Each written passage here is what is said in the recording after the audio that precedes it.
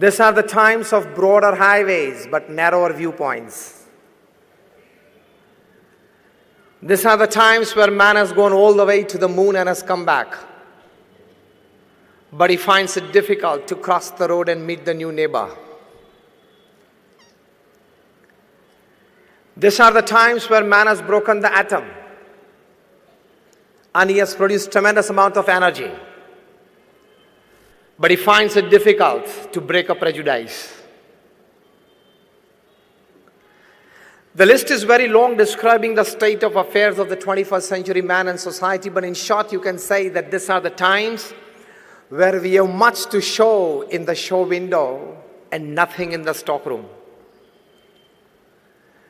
We live in this century, and as the theme of your conference, we are into the fourth industrial revolution.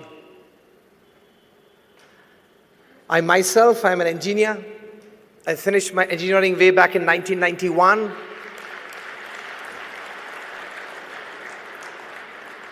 I could see from the faces of many that when you were just in your shorts and as toddlers, I finished my engineering. And thereafter I took my Diksha. I'm a saint since 26 years, so I know both the parts of the world and both the parts of life. I come from one of the largest organizations in the world, the BAPS Swaminarayan Sanstha. How many of you have been to Akshardham at Delhi or Akshardham at Gandhinagar? Almost all of you. I come from that organization. Such small and big, we have 1,300 campuses in 60 countries of the world. We have a permanent seat in the United Nations as an NGO. We do 162 different kinds of social, cultural, educational, medical, environmental activities across the globe. And when I want to talk something to you today about rethinking your goals,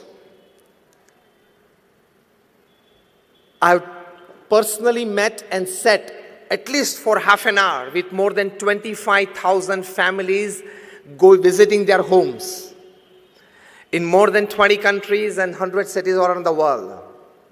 So let us talk something about goals as a smart professional and goals as a great human being. We all sitting here, I think all of us are very clear in our minds that we all want to be smart professionals and great human beings. This combination, isn't it? Give me a yes or no. You want to live a good business life, you want to live a good personal life, you want to live a good social life, you want to live a good family life. Yes or no? So we need to rethink our goals, redesign our goals, and rebuild our lives. Not just for the betterment of our own kind, but for the betterment of the society at large. From my experience of personally meeting and sitting at least for half an hour with more than 25,000 families across caste, creed, color, religion, nationality backgrounds, let me share with you something. First important aspect that everybody needs to accept and really accept from within is that no man is perfect and that no man includes me and I also. Put your eye to a little lower level and you will be in a position to accept the best of thoughts from all directions, to rethink your goals. Bill Gates, perhaps the second richest person upon this earth, he has written his book, his autobiography, Business at the Speed of Light. How many of you have read it? Just 2 or 3 of you. You need to read it. It's as good as attending this conference. He writes in this book how an high school dropout, he himself, Bill Gates, he becomes the richest person upon this earth and a self-made richest person. He writes that the secret of my success is the culmination of 3 things. First, determination. Second, intense hard work. And third, acceptance of the ideas of others. You have to keep your mind open. You have to keep your ears open. You have to keep your eyes open to accept good ideas from surroundings that can constantly and really constantly keep on shaping up your goals for the betterment of yourself, for the society and humanity at large. Acceptance of the ideas of others is a big aspect. Second important aspect to rethink your goals is, the biggest worry of the society today, and rather the biggest disease of the 21st century man, is that we have given too much power to money than it actually deserves. We all sitting here, we have given too much power to money that it decides our relationships, it decides our status, it decides everything in our life.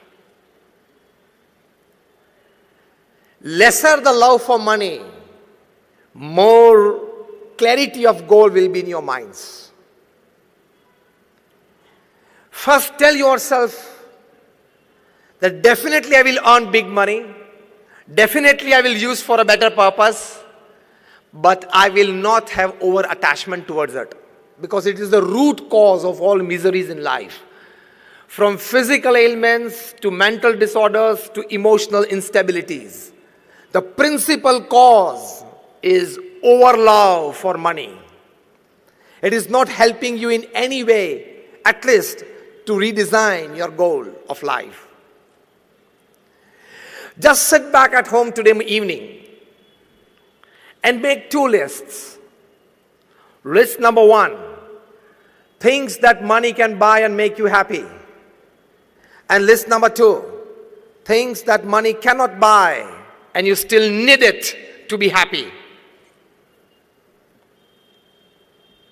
Raise your hands if you can give me an answer. Things that money can buy to make you happy. I started a luxurious car. Now give me answers, a couple of you. A house. Just raise your hands if you want to. Things that money can buy to make you happy. Family? Traveling, okay? Nobody else from that corner. Comfort?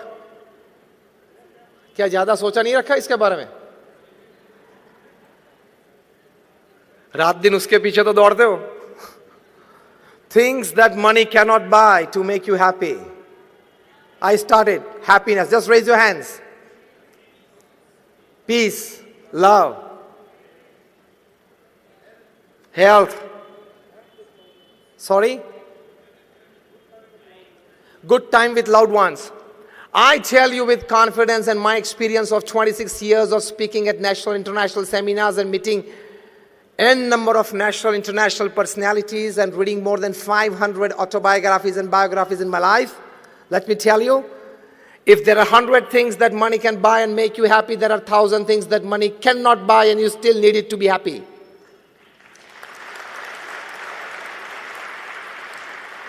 So don't overemphasize the factor called money in your life. That overlove for it, that power given by you to it is not allowing you to redesign the actual and real goals of life. Money can buy you the best houses, it does not have the power to convert into a home. Money can buy you branded clothes and jewelry, it does not have the power to give you beauty and handsomeness. If money can buy you the best of health care, it does not have the power to give you good health. Otherwise, why would Aditya Birla, the chairman of the Aditya Birla Group, pass away because of cancer at the age of 51? Money can buy you a good health care, not health. Money can buy you good food every day. It does not have the power to give you digestion. Money can buy you good beds. Michael Jackson was sleeping on a bed of 94,000 USD. And still after taking 10 sleeping pills, he could not sleep for 2 hours. So money can buy you good beds. It cannot buy you sleep. So again, I put forward emphatically the statement that if money can buy you 100 things to make you happy, it does not have the power to buy you other 1,000 things which actually make you more happier. Decrease the power and influence of money on you and your life. Only then you will live a perfect human life. Again, I repeat, it is needed. Earn it well so that you can help the society well. But don't have overlove and infatuation for it. Otherwise, it will so much overpower your mind. It will consume so much of your time that you won't be able to think of any other aspects of life which are very beautiful. Remember, this is a 70 or 80-year game. Human life is 70 or 80 years game. Yes or no? Many of you sitting half gone. Many of you sitting 3/4 gone. And I give you one calculation that will open your eye with a jerk. 8 hours of the day you sleep. Yes or no? On an average, it will come to 8 hours. When you were a child, you were sleeping 10, 12 hours. When you will be old, you will be sleeping 10, 12 hours. So average will come down to 8 hours a day. 1/3 of the day you are sleeping, isn't it? Out of 24 hours, 8 hours. So 1/3 of the day you sleep. Straight equation, directly proportional. 1/3 of the life you will sleep. So of the 70 years that you live upon this earth, your 23 years are going to be in sleep. You don't know whether you exist or not. Startling, isn't it? So, need to give a proper thinking to life. Money, power, status, fame. I don't say that you don't go for it. I only say reduce the power of influence of it on your life and you personally. Because all this combined doesn't give you the richness of human life that actually you are here to discover. I'm not just talking spiritual. I can give you n number of examples and incidents from your professional field, from your corporate field, from times immemorial. Napoleon Bonaparte, who was the emperor of France and only one of the 7 people whose name, Napoleon Bonaparte, after his name, it's written the Great. Napoleon Bonaparte the Great. People in England used to shiver by his name. 90% of Europe was under him. And he writes in his autobiography that I can have the world at my feet. I can buy any luxuries under this sun and upon this earth. But I haven't seen 6 happy days in my life. Now what is that? You need to think. Elvis Presley, the king of rock and roll, the greatest entertainer upon this earth ever. When he was just 21, there were 78 Elvis endorsed products in the market. His cavalcade was 7 limousines, and each limousine was painted with crushed diamonds on it.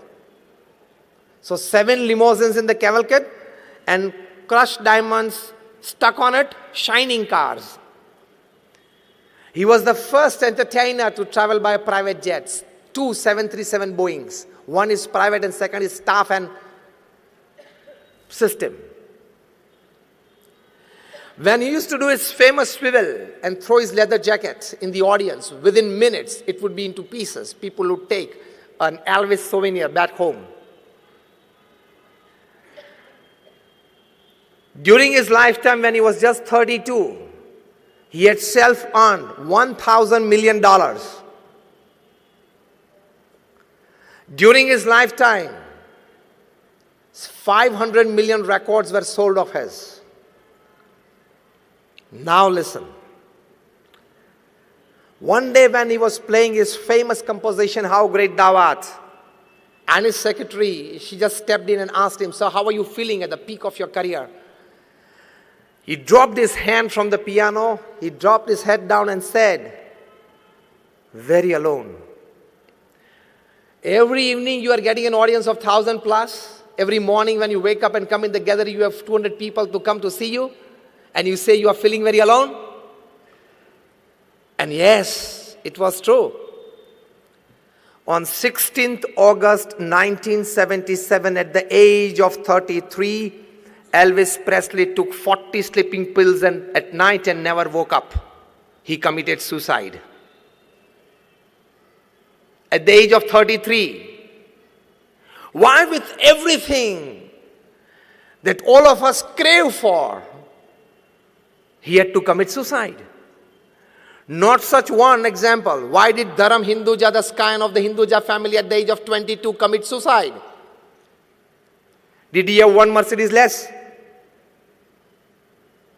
Was he asked not to have one more travel plan? You have to rethink, to redesign your life, rebuild your life. Money, fame, status is not everything in life. Again I say, you definitely go for it because it's a human endeavor, it's a human dignity. But keep a physical mental bar, keep a time bar somewhere, keep a satisfaction bar somewhere so that other good thoughts from all directions enter your mind to make a fascinating, enriching human life. The most important need for the 21st century is to reinvent himself, of the 21st century man. To reinvent himself is the most important need. This is the second aspect to be understood before we start rethinking our goals. Recently a book is published, and the title of the book is What They Don't Teach You at Harvard. I'll give you the gist of it. The book contains that for the full development of yourself and to be very clear in your aims and goals in life, you need the complete development of 3 H in your life. First H is your hand. But when only the hand works, it is labor. Second H is your head. When the hand and the head, they work together, it becomes skill. And the third H is your heart. When the hand, head, and the heart, all 3 work together, it becomes art. Make every act of your life an art. Put your heart fully into it. This is the essence. And here is the start of redefining the goals of human life. Again, the base statement that I put forward at the start of the talk. You need to be a smart professional and a great human being combined. That gives you a balanced, satisfied life.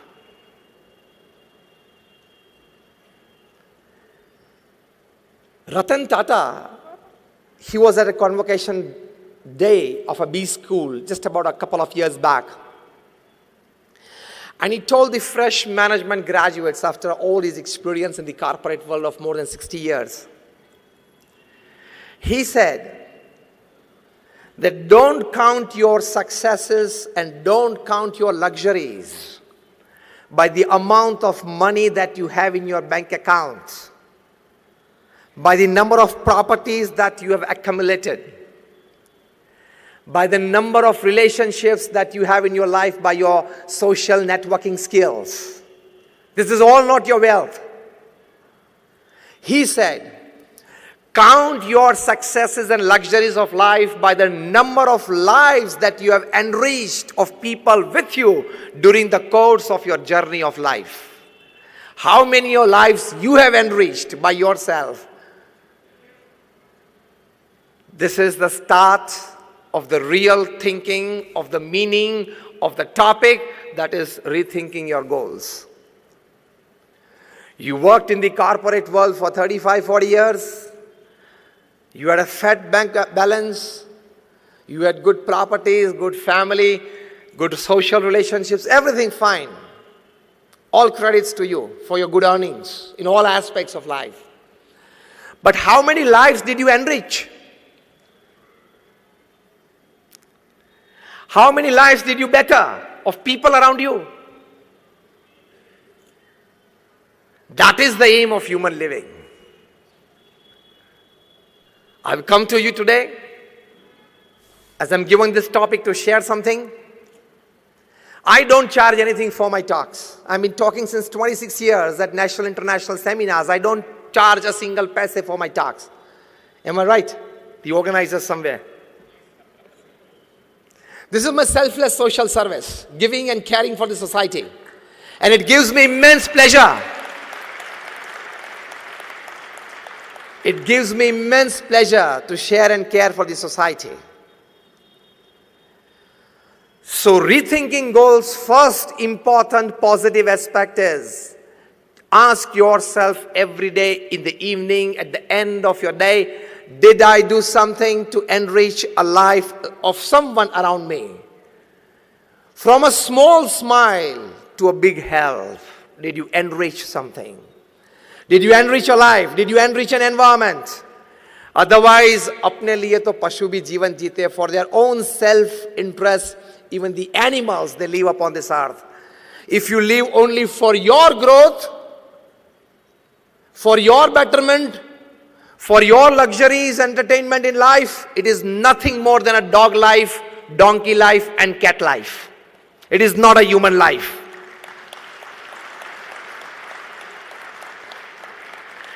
If we all here are destined, and we are fortunate, we are specially blessed, all of us sitting, that we have things, many things, much more extra than an ordinary human being. Isn't it? In all ways of life. Then when you have that, you must spare some part of it, of your resources and time for the betterment of people, enriching people and environment around you. In terms of values, in terms of services, in terms of health, in terms of growth. Because when I talk to corporates and professionals, I tell them that the amount of money that you have in your bank account when you die is the extra work you did, you shouldn't have done. You should have spent that time doing some good activity for the upliftment of society. This is the first aspect. Again, the big disease of the 21st century is that we give overemphasis to mind and lesser emphasis to heart. We talk of IQs. Now it is an old dated talk. In the 90s, it was talked about the IQs. At the turn of the millennium, they started a new quotient, and that is called the emotional quotient. From IQ, it shifted to EQ. Paradigm shift. Emotional quotient. Your IQ is, you think rationally, you talk purposefully, you act meaningfully, and you deal very effectively with the situation. That is your IQ. They say good IQs make good team heads. You can lead a good team. More than IQ is your EQ, emotional quotient. It's all about having empathy for others, where you know and you consider before taking a decision your own emotions and the emotions of the person before you jump to a conclusion. It is like knowing the whole picture before you jump to a conclusion. That is called your emotional quotient. And they say, the top management gurus, you read them, Jim Collins, Stephen Covey, Anthony Robbins, Ken Blanchard, Robin Smith, they all have come to recognize, accept, and propagate that those with higher EQs, they become leaders, not just team heads. Because when you learn to deal with people more than machines, when you keep on having increased trusts in people more than machines, Not only you grow, people grow. The environment enriches around you. So those with IQ, they become team heads. Those with IQ plus EQ, they become leaders. And now, in the last decade, they have come to know that there is a very big important quotient, and that is called the spiritual quotient. A very good book I would suggest for all you professionals. I've read it 3 times. It's from the bottom of my heart for you today. If you have a piece of paper and pen, you can definitely write it down. The title of the book is Spiritual Intelligence. Why it matters more than IQ and EQ. The actual title is Spiritual Intelligence, the Ultimate Intelligence. Co-authored by Dr. Ian Marshall and Dr. Dana Zohar. In this book, they have surveyed more than about 3,000 successful people upon this earth. Successful not just in business. Successful as a businessman, as a father, as a husband, or as a wife, as a mother, as a brother, as a sister, as a neighbor, as a relative, as a friend. Successful in all walks of life, in all roles that a human being normally plays in his life. Long interviews with them. Their past, present, studied well. And they have listed out that a person who has spiritual intelligence, how he stands out from people who have just IQs high or even IQs plus EQs high. Listed out 8 important aspects. I don't go into the details of it. I'll just list you out.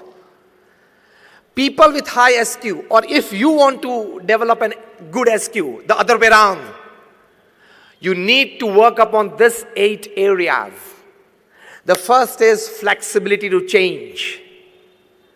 The new Harvard definition of intelligence is,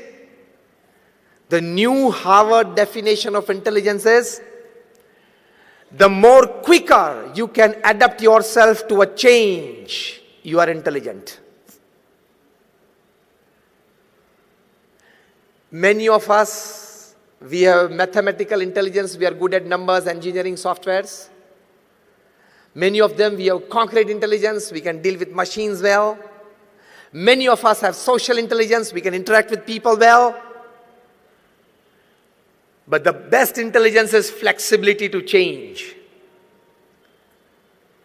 He survives. Second spiritual intelligence aspect is self-awareness. What am I? Where am I? What I'm supposed to do? What I'm talking? What I'm looking at? What I need to talk? Who are the people around me? Absolute self-aware person. He never makes a private or a public mistake. That is spiritual intelligence. Third, an ability to face and use suffering of life. Any suffering in your life, personal life, professional life, social or family life, that is part and parcel of life, isn't it?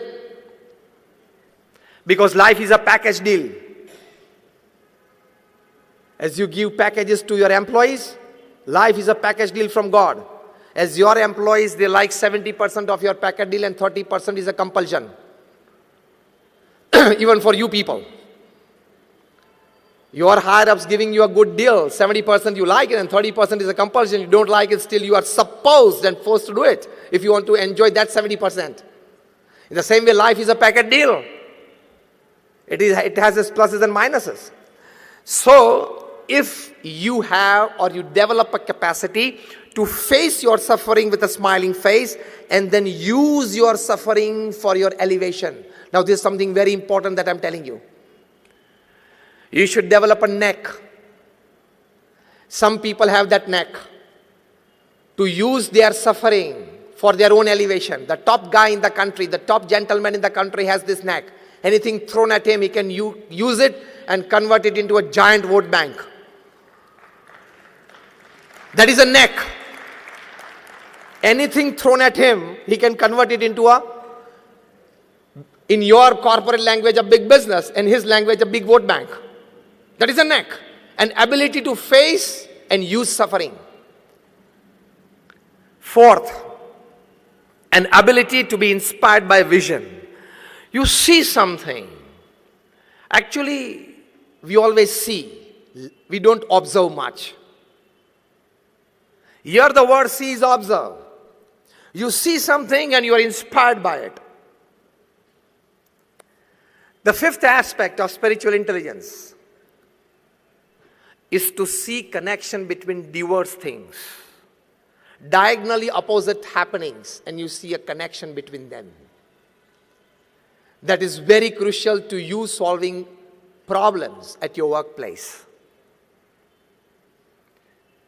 The sixth aspect of spiritual intelligence is an ability to cause as little harm as possible to people and surroundings.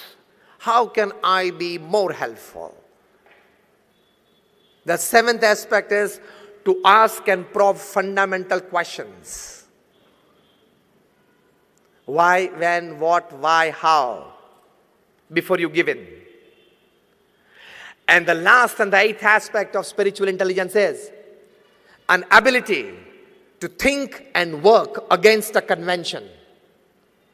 So these are the 8 aspects of spiritual intelligence, and rethinking your goals is to give more thinking and emphasis to these 8 aspects of life. You develop your SQ beyond your IQ and EQ for a great human life. So when you are deciding the goals of your life, take your IQ into consideration, take your EQ into consideration, take your SQ into consideration. Intelligent quotient, emotional quotient, and spiritual quotient.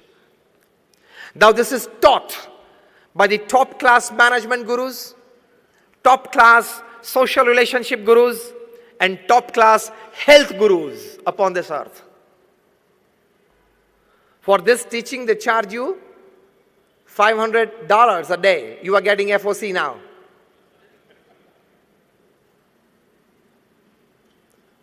Rethinking your goals in the intelligence sector.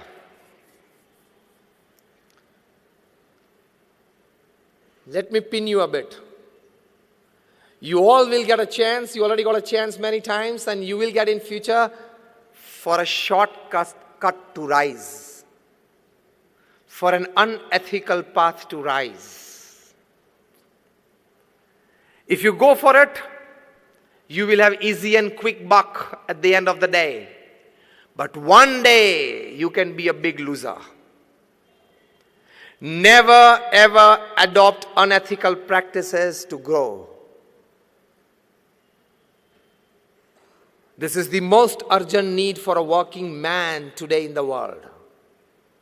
You remain wedded to ethical principles at your workplace, in your personal life. The growth may initially, you may find it slow, but it would be concrete with deep foundation. Nobody with unethical practices, if at all he has grown, he has stayed there, okay? Because I emphatically put forward a statement when talking to the corporate world. I tell them that your intelligence, your academics, your talents, your experience, your backgrounds, your platforms, your support systems can open any gate for you. But only your character can keep that gate open. You lose out on that, and you are anybody. Whoever you are, whatever you are, wherever you are, you can become zero from hero within seconds. Even if the name of your company is Satyam and you go for Asatya practices. A guy of 8,000 crores, 7 years rigorous imprisonment. Even if you are the king of the skies and you go for unethical practices, you have to leave India without an Indian passport. The guy is being brought back, already ordered by the UK court. When he comes and opens his mouth, he will put many people in trouble. Things will come, times will come. Even if you are the Sahara of thousands of families, you can still lie Besahara in Tihar for 4 years.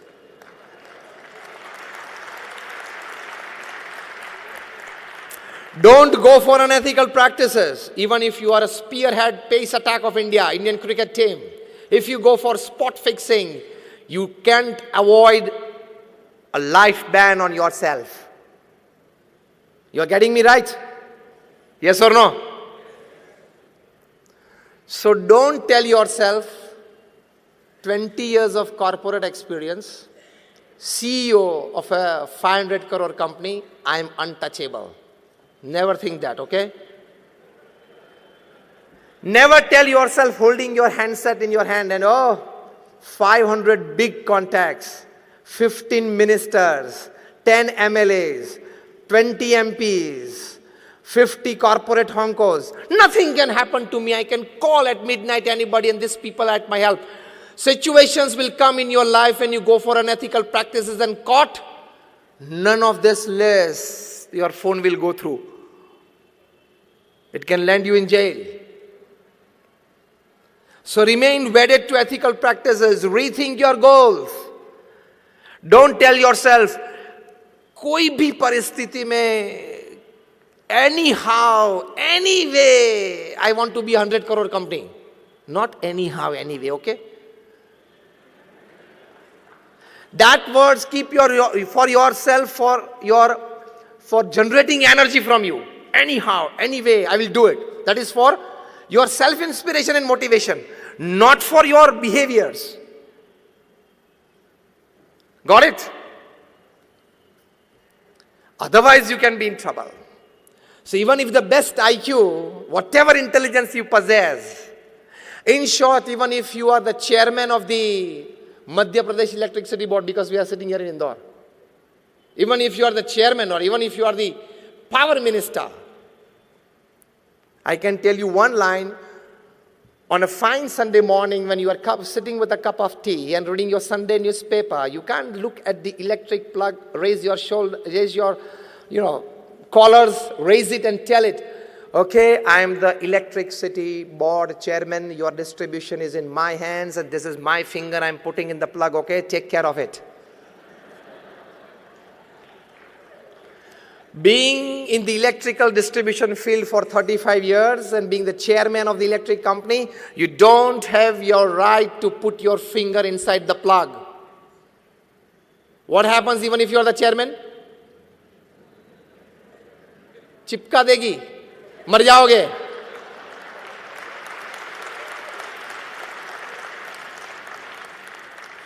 Because electricity doesn't know your power, your position, your status, your wealth, nothing.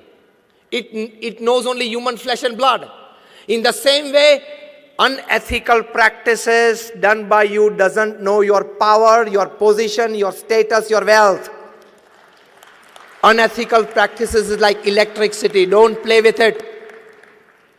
This is I'm talking of behaviors at your workplace. Now, let me tell you of the latest burning issue, ethical behavior in your personal life. The Me Too movement. Very less speakers would talk on this. The day it came out, I decided to talk in public as well. I've been talking since last about 6 months on this. Remain very ethically wedded to your personal character as well. This is more powerful than unethical practices at workplace. It can ruin you. It can ruin your career. It can ruin your family. All your goals thought in your teenage, young age, and the start of your professional career will go all in vain within seconds.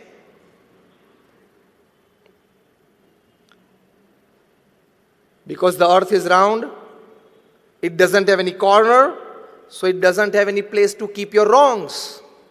We all study science, isn't it? In our high school, I think in physics, we had a force called the Buoyant force. When a hard, solid object you try to put inside a bucket filled with water, the water gushes it up, and it is called the Buoyant force, but it pushes it up, isn't it? All your wrongs possess a tremendous Buoyant force. It has the power to come up in the open and shout, yes, this guy did this. Even a central government minister had to put in his papers because of the Me Too movement. From there, to a giant e-platform CEO in Bangalore. They have to put in their papers because of this. And thereafter I say that today it is the Me Too movement. This generation of ours will see a C2 movement. You know what is this C2 movement? Now we are standing into India 4.0. Am I right? The theme of the conference? The new industrial revolution. You are talking of nanotechnology. You are talking of artificial intelligence. These people will design softwares. Because in future, all the cities will come under CCTV, every square inch. Today, London is the only city in the world that every square inch of its public space is under CCTV. It will happen to all the cities in future, in the near future. If somebody complains that this guy or this person looked at me in my, like it was like not comfortable to me, and it is caught on CCTV, then it's difficult to prove that, okay, I just looked at it. It was nothing malignous in it. But then this AI people, nanotechnology people, IT people will develop 20, 25 types of softwares that if they are put on your vision in the iPhone, it will prove that there was something wrong in it. This is the next step of AI that your conference is on. I was sent the email by the organizers where I read it. I just read the mail, rethink, redesign, and rebuild. And there we are in today, revolution, industrial revolution, technological revolution 4.0. This nanotechnology, artificial intelligence, 3D printing, everything is revolutionizing the world. This will reach to that level where your blood will be made in the laboratories. This generation will see that our blood will be made in the laboratories. This generation will see that softwares can prove everything. This generation of ours will see, I'm giving you bigger visions. Our generation today we sitting will see that if there is a murder somewhere, even after 1 hour or 1 day after that, they'll be able to click pictures going there. Figures will be there and they can produce a positive picture that you see today that yes, this is a life that you killed. Pictures will be clicked of people after they have left the venue. 1 hour after that, 1 day after that. This will all come into practice. To stand yourself firm in the midst of this revolution. Definitely you adhere to the revolution. That is the need of the times. But at the same time, take more care of your thoughts, your behaviors, your ethical values in life. Only then you will be able to withstand this new revolution. Only then you will be able to flow with the tide of the new revolution. Only then you will be able to manage yourself. Otherwise, you will be a loser. This is much needed today in this 21st century. This is the need of the hour.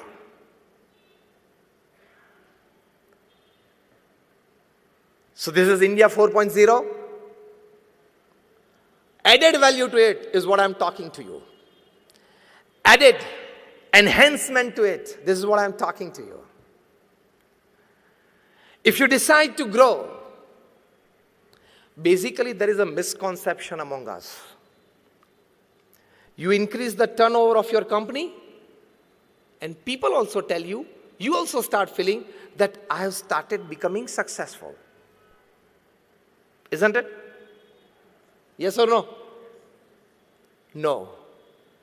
There is a big difference between growth, progress, and success. If you increase the turnover of your company from 50 crores to 100, from 100 to 500 crores, it is called growth. It is not success. Let me redefine you the definition of success. Increasing your materialistic possessions in all ways is your growth. That growth, if it is aided by ethics, ethic means discipline, means honesty, means norms, it is called progress. So growth plus ethics is progress. And that progress plus humanity, morality, and spirituality is called success. So again I tell you, your turnover increased from 100 to 500 crores. You are not successful. You have just grown.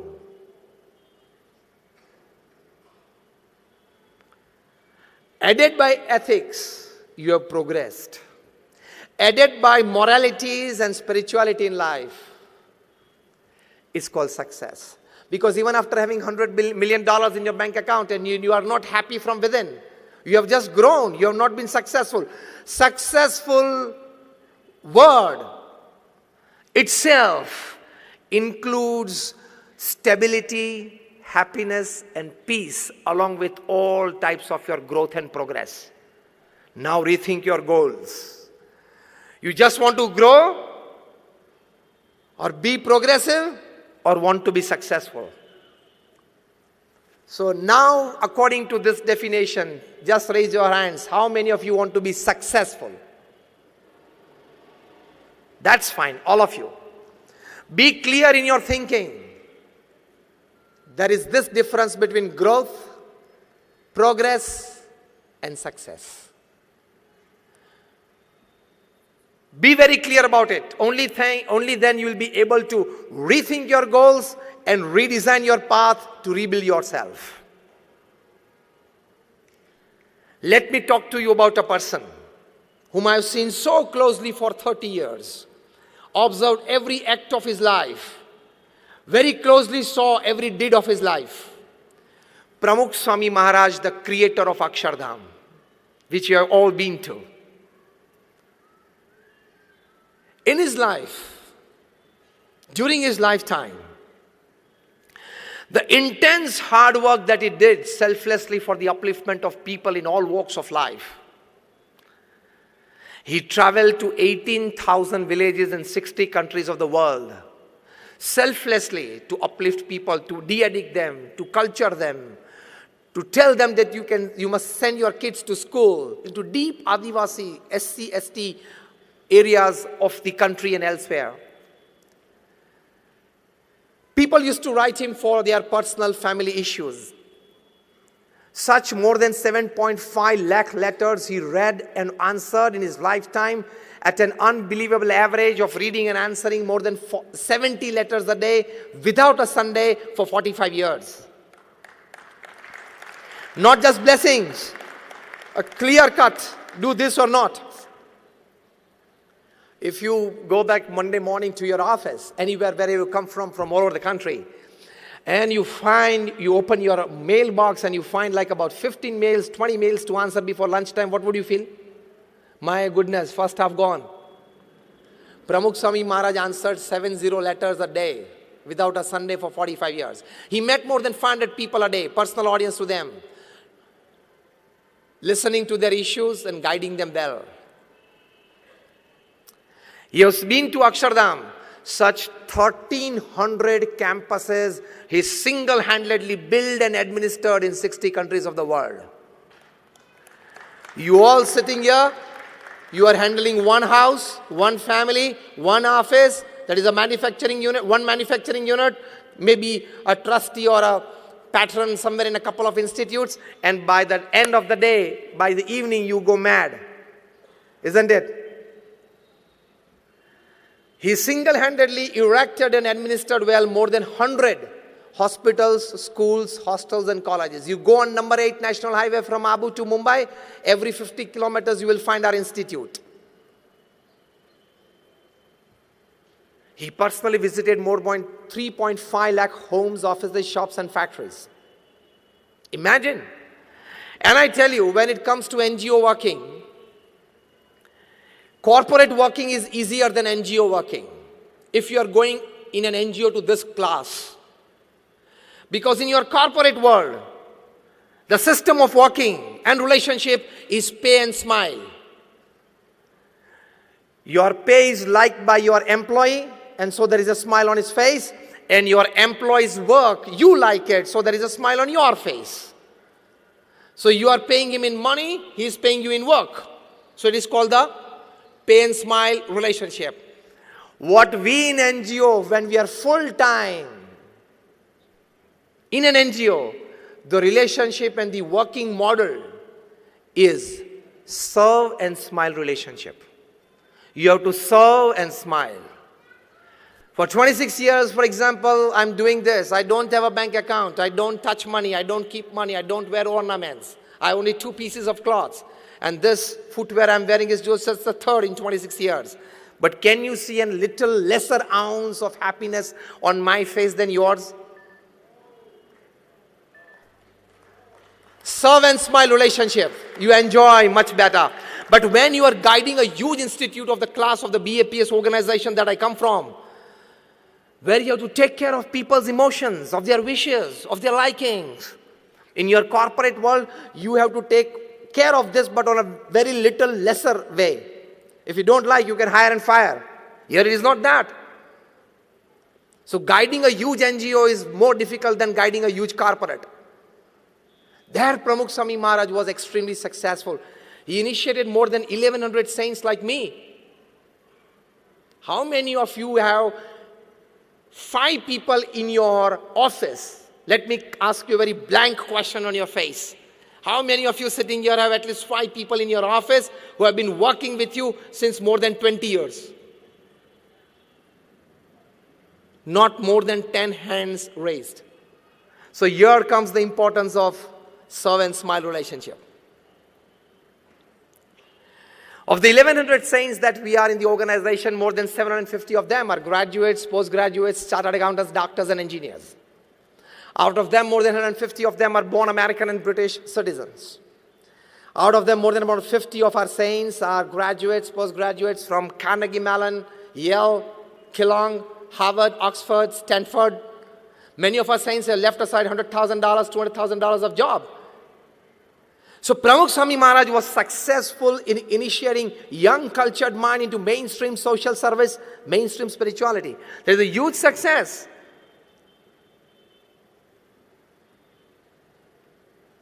He worked with all his intelligence. He worked all with his emotions. He worked all with his spirituality in life. How? I tell you. Once he was asked, which thought remains with you 24/7? In your mind constantly. And he said, the thought that has never entered my mind. Shall I tell it first? And that was more interesting.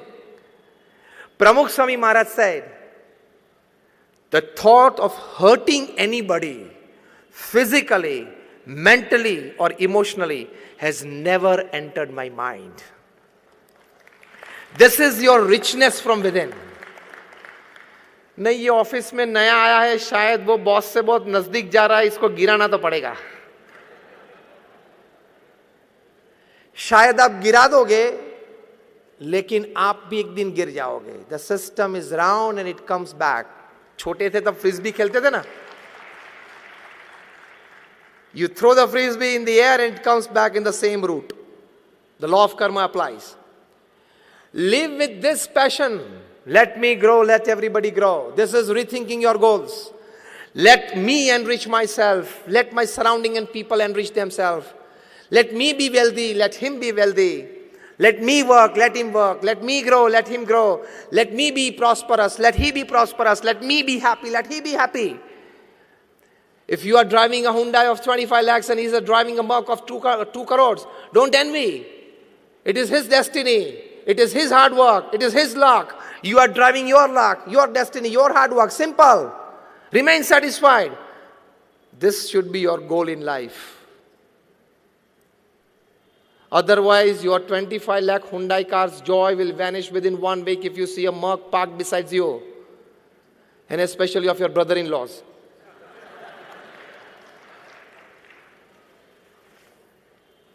Rethinking your goals is this. Materialistic possessions are not everything in life. Life is much beyond that. If you haven't read good 200 books in your life, you will never grow as a human being. But you don't want to read it because you feel that everything is on the screen, on my mobile, on my iPad. I'm not against it. I also use a mobile, I use a laptop, I have an iPad, I have a full-time office. You need to get to the people, you need to get to work. But Don't become a slave of it. Today, in this India 4.0, when you have your theme, rethink, redesign, rebuild, let me tell you, be tech savvy, but don't be tech slavey. You got this? Be tech savvy. I'm also tech savvy. To make your work better. But don't be tech slavey. Don't open your mobiles and keep it on till 11 p.m. and 12 midnight, which you normally do. Tell me a good yes or no. You do it. Why? Because I think you owe all the responsibilities of your profession, isn't it? Do you think that you know too much about 2G, 3G, 4G, the call scam and everything? That someday at 11:30 p.m. you may get a call from the PMO to make you a member of the Joint Parliamentary Committee and you don't accept that phone because you have gone to sleep, and then it's a big non-service to the country. Are you expecting a call from Narendra Modi at 11:30 p.m. so you are keeping your phone on? These gadgets are made to serve you. The reverse has happened. We have become the slaves of these gadgets. For no reason, consciously or unconsciously, every third minute your hand touches the mobile. If it doesn't touch, you become discharged. Knowingly or unknowingly, you have to touch something. And every third minute you get your mobile out from your pocket. Is there something? Then are you a celebrity? That every third minute you have to check your social media, your Instagram, how many followers, your FB. Somebody asked me, Swami, are you on Facebook? I said, no, I face the book.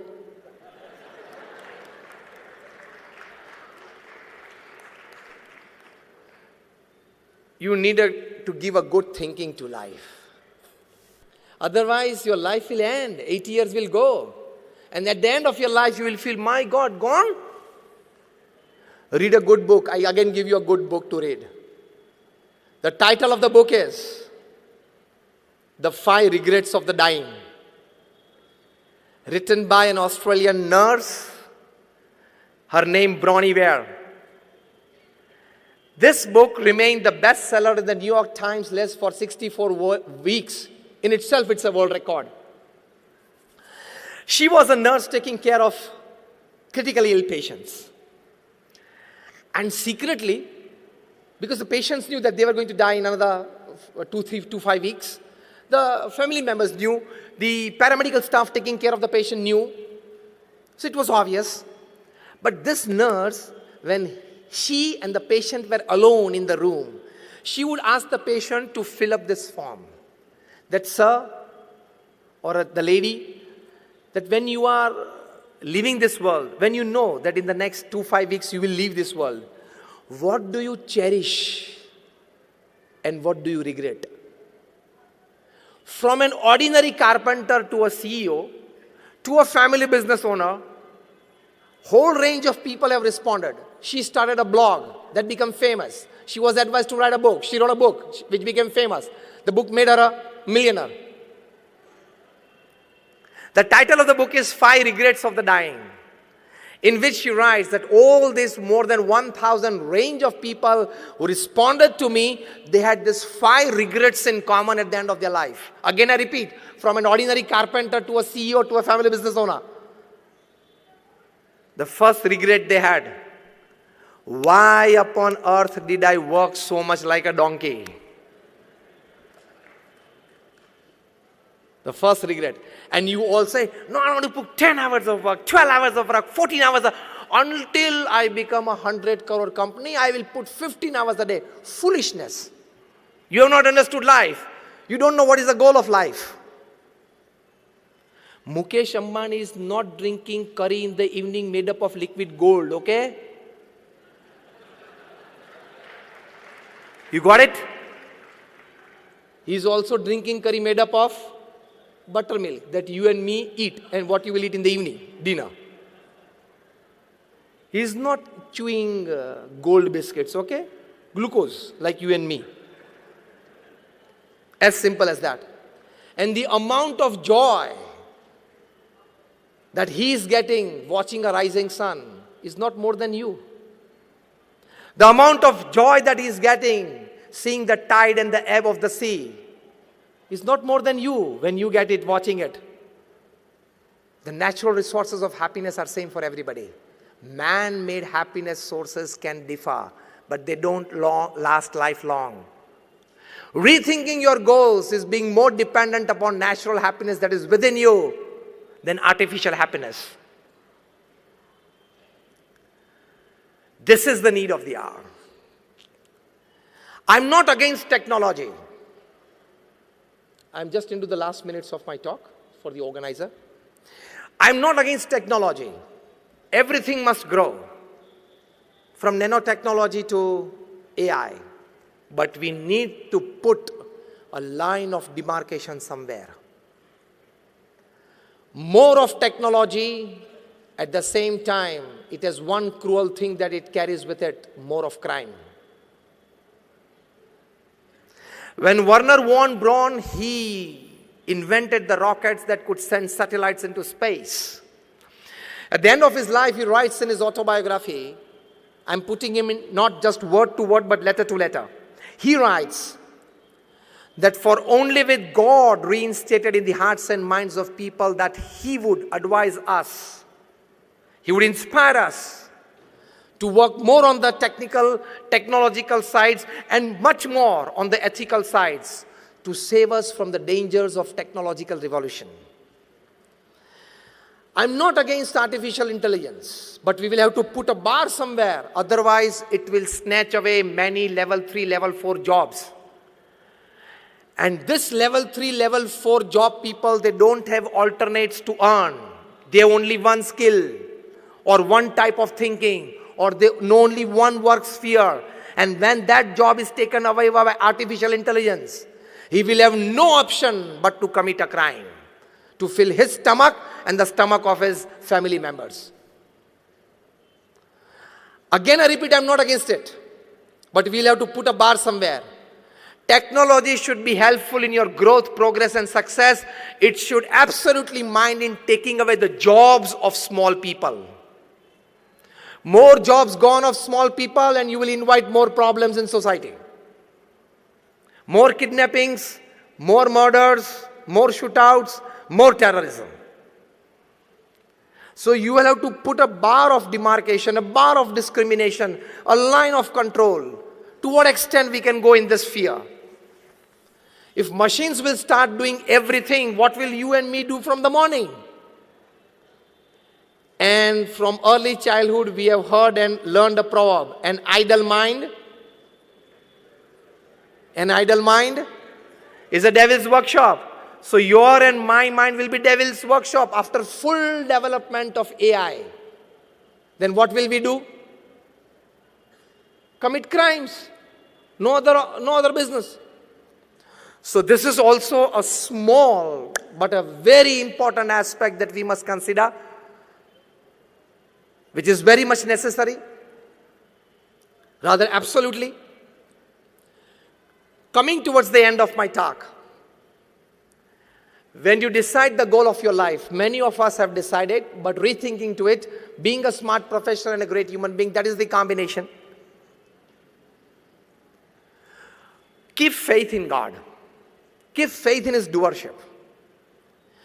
To work, when you go to work, tell yourself that nobody is going to help me. I have to work my way.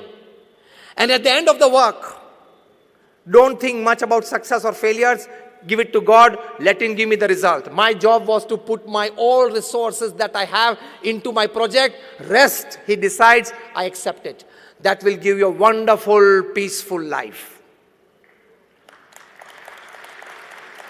Because if there are 10 factors affecting the success of your project which are in your hands, there are 100 factors that affect the failure of your project which are not in your hands. Here is where Lord Krishna tells Arjuna in Srimad Bhagavad Gita, Karmanyevadhikaraste ma phaleshu kadachana. Krishna tells, today top corporate honkos are trying to accept this. What did Krishna tell?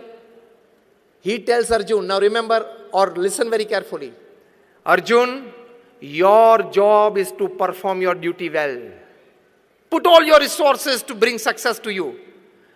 But final result, I will decide. Whether to give you, not to give you, how much to give you. This is very clear. I can prove this to you practically today, right in front of you. Logically, I can get a yes from you when I ask you. All of you have an experience. All of us have an experience that sometimes we planned very well. We executed very well. And yet we did not reach the peak of success that we wanted. Lesser success, or sometimes we failed. Yes or no?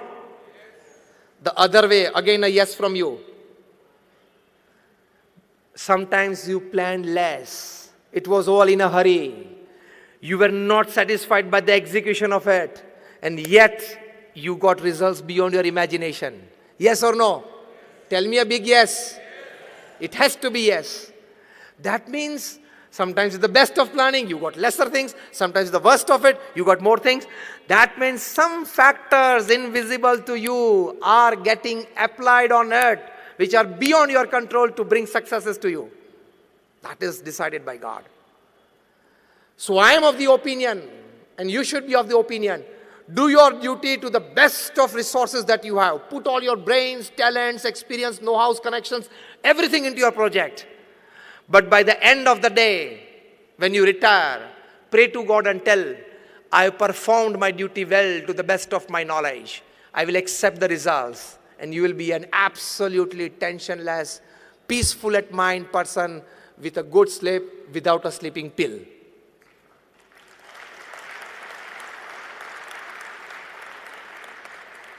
This is how Pramukh Swami Maharaj worked. When Nathubai Patel, the general manager of the Alicor Engineering Company, he asked Pramukh Swami, I have seen in you in all the activities of the day. Because to lead such a huge organization, he was the president for 65 years. I've never seen a wrinkle of tension, of depression, of tiredness, of agony ever on your face. How? Pramukh Swami said, in the morning we pray to God and accept all the work of the day that I have to do. Make a list of it. I do it till the end of the day to the best of my knowledge and resources. In the evening, I give it back to God that I did in the best of my capacities. Now whatever results you decide, I will accept it. Tension comes and your goals break and you're not able to give a good thinking to life because this goal I've set up with all my thinking, all my meetings, all my planning, all my executions. Why did it not happen? This is the problem with you all. But accept it. Just ask yourself, did I put all my resources into it? Yes. Then don't worry. Things that you can change, change it and be happy. Things that you cannot change, accept it but be happy. This is the thinking of goal of your life. Things that you can change, well within your control, change it. But things which are not in your control, you can't change it, then accept it. There are only two things, either change or either accept. But you are of the mindset, see, I am an MBA from London School of Economics. I am being told by my professors that you can do anything you think. You can carry out any project successfully that you design. Why is this not happening? That professor teaching you at LSE is all theory and now this is practical. You can't learn horse riding in library and go on the horse on the first day without a trainer. But our mindset is such that when I have all the capabilities, it must happen. Am I touching the point exactly in your mind? Our mindset today in the corporate world is when something is in my mind, when I am deciding to do, when I have resources, when I am working hard, it must happen. This is wrong. Absolutely wrong. Go for a big try, but accept at the end of the day to remain stable, to maintain the emotional equilibrium. But then we want to poke our nose everywhere. We are so intelligent that we have knowledge of all the fields. If Virat Kohli goes out cheaply in 5 runs, you have a comment on him.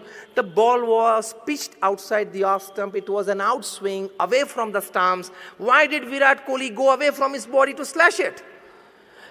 Definitely it gets an outrage. He gets caught in the sleep. खेलना ही नहीं आता उसको. वाह.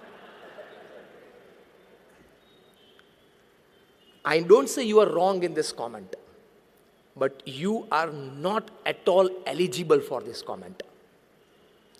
Because you don't know what is facing 95 miles per hour deliveries. हम लोग सब cricket खेल रहे हैं. बचपन में we all played cricket, but it was gully cricket, drawing stumps on somebody's walls with a coal. And you are commenting about him. You know what is 95, 98 miles per hour deliveries, and they cut on both the sides 2 feet after pitching. Virat Kohli or anybody, any batsman, he has 40th part of a second to judge what to do with this. They don't have big times like you to sit in offices for 2 hours of meetings that you decide a project what to do with this.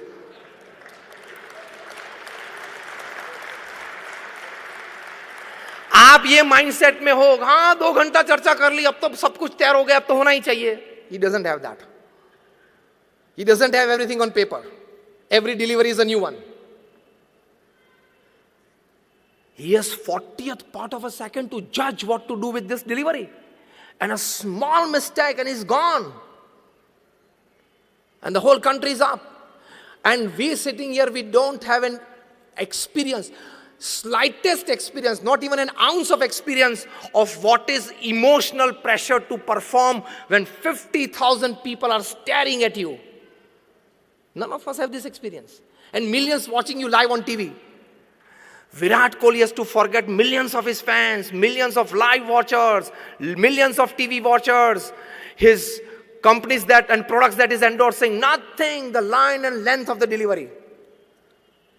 When I talk to students, I tell them the amount of energy that Virat Kohli uses in one day, if he plays the whole day in his concentration, is the amount of energy that a 12th standard student uses in last 3 months of his preparation of exam. Tremendous energy and concentration. And you start commenting about him. Rethinking of your goals. Remain restricted to yourself. Go deep in your field. Have superficial information about things so that you may be in the society. Go deep in your field and enjoy your life. You are all here, and me too, are least concerned why Trump won over Hillary in Philadelphia, in Florida, in California. We must only know that he won against Hillary and he is now the president of US. Philadelphia में ये issue था, Florida में ये था. Why are you concerned sitting here in Indore? You open up page 3 in the morning. You are a fool. Why are you opening it? Why do you want to go deep into people's lives? I tell you, you people sitting here know more about Hollywood, Bollywood stars than your children. If I ask you 5 names of your children's friends, 90% of you will not know. And if I ask you, give me 5 names of Bollywood, Hollywood and Indian cricket team, you will give me 10. You don't know the goals of your life. You and your family are top priority. And I'll give you in one sentence all the stories of page 3, right from the day it started to the day it will go. Shall I tell you? So you don't have to open page 3 every day in the morning. Every morning 2 people come together, and every evening 2 people who had come together yesterday, they parted. This is page 3 story. Every morning 2 people come together, an actor and an actress. And every evening, those 2 who came together yesterday, they parted. These are stories of page 3. Why are you putting yourself into that gossip? And then you pick up the phone and tell your friend, pata chala tere ko usko ye ho gaya. You are a fool.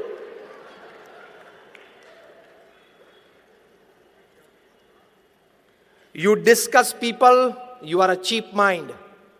You discuss events, you are an average mind. And you discuss ideas, you are a great mind.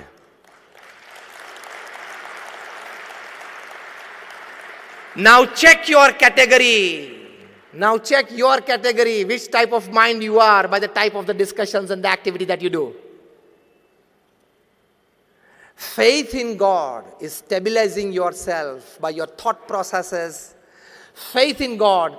Now experimentally it is proved. Recently by the University of Pennsylvania, University of Philadelphia, I can give you the names, Dr. Andrew Newberg, Dr. H.G. Coing, they did a wonderful survey. 4,000 people called from all over the United States, across caste, creed, religion, nationality, backgrounds. They were made to sit in Indian postures and do 12 minutes of chanting the holy name of God in whichever form of God that they believed in.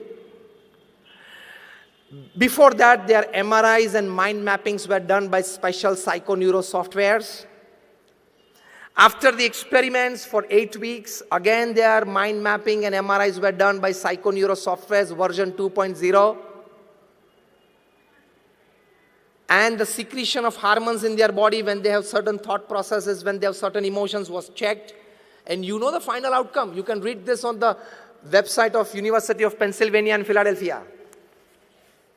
And with them, there was an NGO called the Child Trends. Their CEO is Philip Fletcher. I'm giving you the names. You can read it.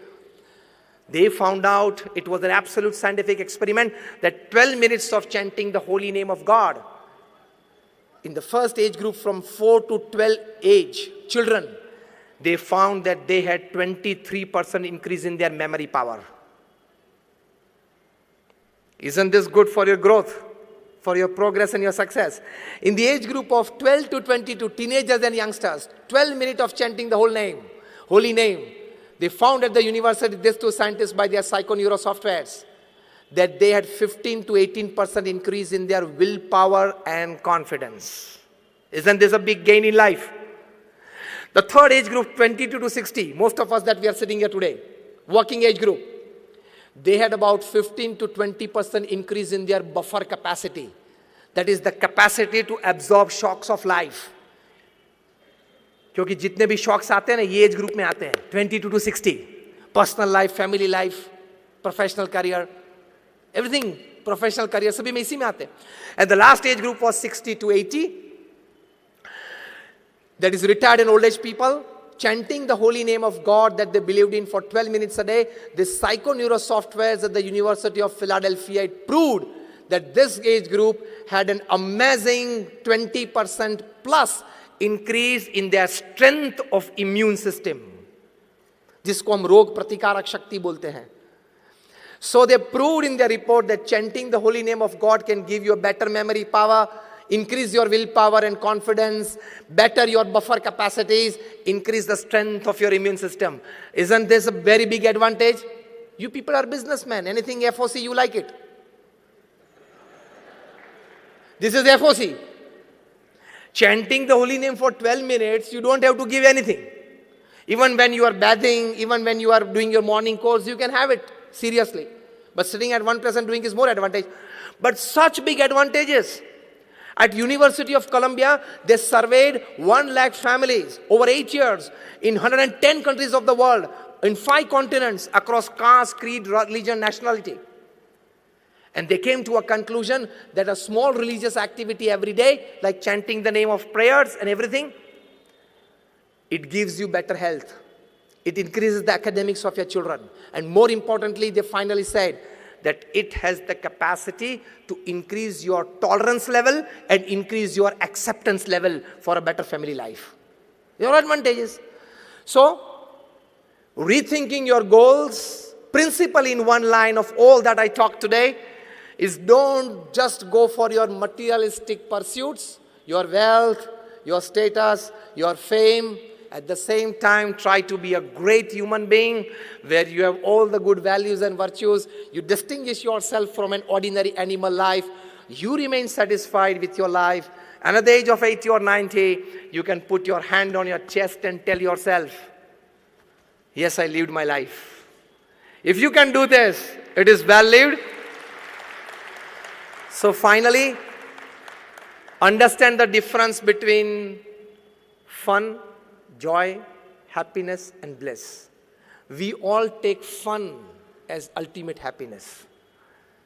I just exemplify by one line, then I will end my talk. You want to drive a car at 100 miles per hour, and you got to drive, and what you experience is fun. You wanted that car in your possession, to own that car, and you got it. That is called joy. You can keep that car lifelong, is your happiness. And if you lose that car by an accident or to a theft, or you have to compulsorily sell it to meet other finances,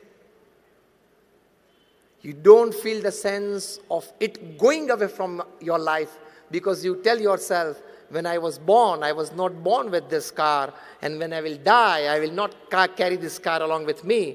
So it was somewhere in the middle that I got it, somewhere in the middle I lost it, and you can remain stable. That is your bliss.